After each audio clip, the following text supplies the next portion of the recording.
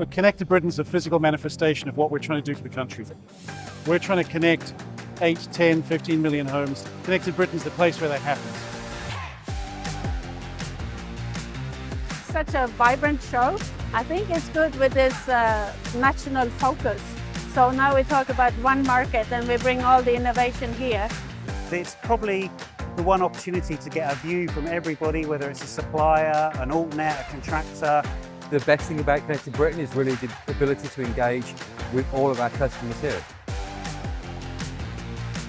It's important to the industry because it allows all of the new players to get to talk to the existing. I think it's a fantastic opportunity to launch new products into the market and also to engage with all of the key customers here in the UK.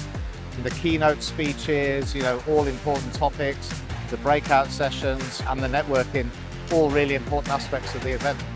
I'd say you have to be at Connected Britain if you're any part of the telecoms industry in the UK. Without Connected Britain, what other exhibitions would there be? For us, it's the one opportunity for our whole team to come together, to show to our customers who we are, what we can do, and the customers can truly come and get a vision of us. All the operators are here, and as well as competition, which means we have very good discussion.